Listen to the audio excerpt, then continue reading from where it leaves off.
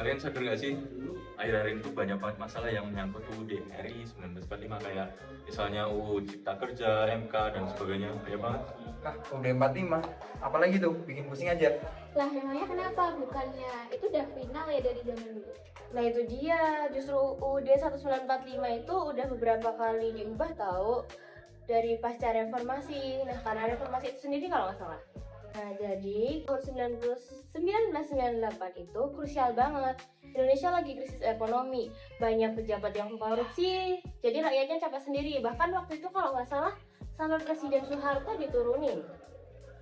Oh iya, yang setelah itu dimulainya masa reformasi ya, yang ada amandemen UUD NRI itu. Terus diubahnya gimana? Nah, jadi ada 4 kali perubahan UUD. Itu mulai dari tahun 1999 sampai tahun 2002.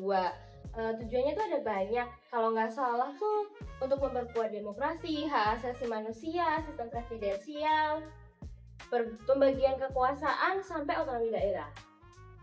Wow, aku baru tahu loh kalau ternyata undang-undang yang sekarang tuh udah melewati masa yang panjang ya. Tapi menurut kalian emangnya itu efektif ya? Karena seperti yang kita lihat kan masih banyak korupsi dan kasus pelanggaran HAM gitu. Iya, memang nggak langsung sempurna sih, tapi ada perubahan lah, ada perubahan yang lebih baik. Peran rakyat jadi lebih sosial gitu, nggak teropres kayak dulu. Masuk akal sih. Tapi aku dari dulu ya ngiranya tuh di 1945 itu cuma teori doang. Karena kalau misalnya aku baca-baca ya, itu benar-benar dasar, nggak menspesifikkan sesuatu. Iya, jadi tanpa konstitusi yang responsif tuh negara bisa kaku, apalagi ke era perkembangan zaman kayak gini. Jadi nanti hukumnya nggak sesuai sama realitas kita.